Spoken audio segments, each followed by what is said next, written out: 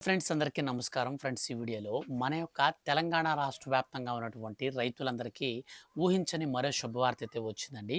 So నిన్నటి రోజున మనకు క్యాబినెట్ మీటింగ్ అయితే కండక్ట్ చేసినటువంటి రాష్ట్ర ముఖ్యమంత్రి రేవంత్ రెడ్డి గారు రైతులకు సంక్రాంతి కానుకనైతే ప్రకటించారండి. సో రైతులకు సంబంధించి ఈ వీడియోలో నేను మీకు క్లారిటీగా ఎక్స్‌ప్లెయిన్ చేస్తాను. అంటే మనకు ఈ యొక్క సంక్రాంతి కానుకగా రైతులకు ఎప్పటినుంచి రైతు భరోసా పథకానికి సంబంధించిన డబ్బులు విడుదల చేస్తారు? ఎవరెవరికి వస్తాయి? అండ్ ఎవరెవరికి రావు? ఈ విషయాలన్నీ కూడా ఈ వీడియోలో నేను మీకు క్లారిటీగా అయితే ఎక్స్‌ప్లెయిన్ చేస్తాను. కాబట్టి మీరు వీడియోని స్కిప్ చేయొద్దు. స్టార్టింగ్ నుంచి ఎండింగ్ వరకు పూర్తిగా చూడండి. మన యొక్క రాష్ట్ర వ్యాప్తంగా ఉన్నటువంటి రైతులకు సంబంధించిన ఏ చిన్న అప్డేట్ వచ్చినా సరే ఎప్పటికప్పుడు మిస్ కాకుండా తెలుసుకోవాలి అనుకుంటే మీరు మన ఛానల్‌ని సబ్స్క్రైబ్ చేసుకొని పక్కనే వచ్చే బెల్ సింబల్‌ని ఆల్ పైన ట్యాప్ చేయండి. ఎందుకనంటే మన యొక్క రాష్ట్ర వ్యాప్తంగా ఉన్నటువంటి రైతులకు సంబంధించి ఏ చిన్న అప్డేట్ వచ్చినా సరే అందరికంటే ముందుగా నేను మీకు వీడియో చేసి ఖచ్చితంగా తెలియచేస్తాను. సో కాబట్టి మీరు స్టార్టింగ్ నుంచి ఎండింగ్ వరకు పూర్తిగా అయితే వీడియోని చూడండి. ఈ వీడియో మీకు నచ్చితే ఖచ్చితంగా లైక్ చేసి మీ యొక్క ఫ్రెండ్స్ అండ్ ఫ్యామిలీకి షేర్ చేయండి. మన యొక్క రాష్ట్ర వ్యాప్తంగా ఉన్నటువంటి రైతులకు సంబంధించి ప్రతి చిన్న అప్డేట్ కూడా మన ఛానల్లో అందరికంటే ముందుగా అయితే వచ్చేస్తుంది. ఇక లేట్ చేయకుండా టాపిక్ని మనం స్టార్ట్ చేద్దాం. ఫ్రెండ్స్, మన యొక్క తెలంగాణ రాష్ట్ర ముఖ్యమంత్రి సీఎం రేవంత్ రెడ్డి గారు అండ్ ఆర్థిక శాఖ మంత్రి బట్టి విక్రమార్క గారు ఊహించని శుభవార్త అయితే రైతులకు ప్రకటించడం జరిగింది. రైతుల ఖాతాలలోకి మన యొక్క రాష్ట్ర ముఖ్యమంత్రి మనకు రేవంత్ రెడ్డి గారు సంక్రాంతి కానుకనైతే ప్రకటించారు.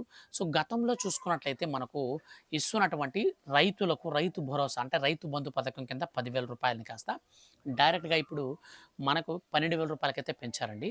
ఈ పెంచినటువంటి డబ్బులన్నీ కూడా మనకు కొన్ని అర్హత ప్రామాణికాలన్నిటిని కూడా చెక్ చేసుకొని సో వాటికి అనుకూలంగా అయితే డబ్బులైతే వేయబోతున్నారు. సో వాటిలో మనం చాలా ప్రామాణికంగా తీసుకున్నటువంటి అంశాలను పరిగణిస్తే మనకు రైతు భరోసా పథకానికి సంబంధించిన డబ్బులు రావాలి అంటే 100% మనం ఖచ్చితంగా కొన్ని కొన్ని విషయాల్లో మనం అర్హత అనేది ప్రూవ్ చేసుకోవాల్సి ఉంటుంది.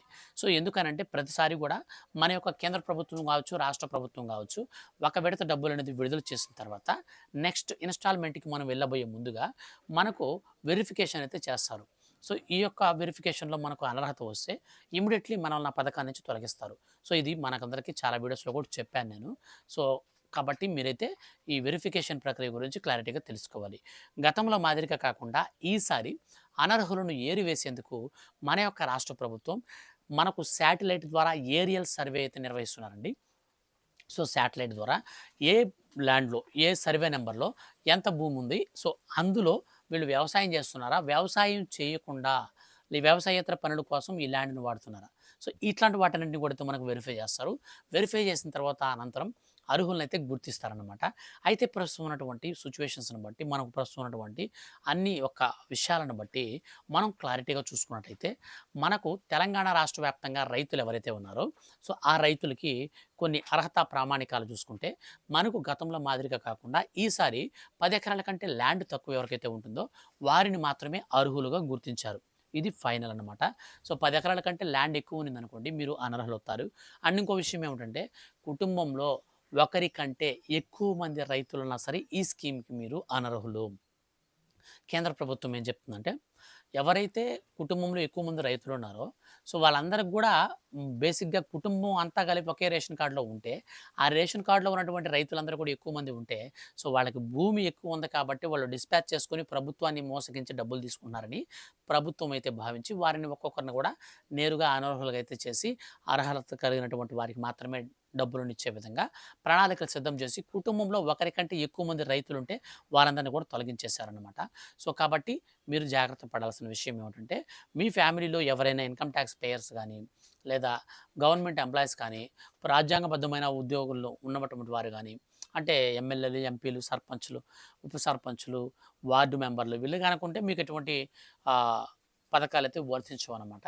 అండ్ ఇంకొక విషయం ఏమిటంటే 10 ఎకరాల కంటే తక్కువ ల్యాండ్ ఉన్న వారికి మాత్రమే డబ్బులొస్తుంది. అండ్ మనకు ఖచ్చితంగా కౌలు రైతులకు డబ్బులు రావాలంటే కౌలు రైతు కార్డ్ అయితే తీసుకోవాల్సి ఉంటుంది. ఇది లేకపోతే మీకు డబ్బులు రావన్నమాట. సో కాబట్టి కౌలు రైతు కార్డ్ కూడా అయితే మీరు తీసుకోండి. సో ఇవన్నీ మీరు తీసుకొని రెడీ చేసుకొని మీరు గనక అప్లై చేసుకొని కనుకోండి, అర్హుల లిస్ట్‌లో మీ పేరు గనక వచ్చుంటే, అటువంటి వారందరికి గూడా ఈరోజు సాయంత్రం నుంచి అయితే డబ్బులైతే అందరి ఖాతాలలోకైతే రాబోతున్నాయండి. సో మన యొక్క రాష్ట్ర వ్యాప్తంగా సంక్రాంతి కానుకగా ఇంకొక శుభవార్త గూడా వచ్చింది. సో అదొచ్చేసి మనకు కేంద్ర ప్రభుత్వం అనమాట. సో కేంద్ర ప్రభుత్వం వచ్చేసి మనకు ఏటా రూ. 6,000 అయితే పీఎం కిసాన్ సమ్మాన్ నిధి యోజన డబ్బులైతే ఇస్తుంది. ఇప్పుడు మనకు రేపటి రోజున పార్లమెంట్‌లో బడ్జెట్ అనేది ప్రవేశపెట్టి, మన యొక్క ఆర్థిక శాఖ మంత్రి నిర్మలా సీతారామన్ గారు రైతులకు ఊహించని శుభవార్త అయితే అందివ్వబోతున్నారండి. సో ఒక్కొక్క రైతుకి ప్రస్తుతం ఇస్తున్నటువంటి రూ. 6,000 కాస్త దానికి ఒక రూ. 4,000 అనేది జోడించి డైరెక్ట్‌గా రూ. 10,000 వరకు అర్హత కలిగినటువంటి ప్రతి ఒక్క రైతు ఖాతాలకైతే ఇక్కడి నుంచి ఏడాదికైతే ఇవ్వబోతున్నారు.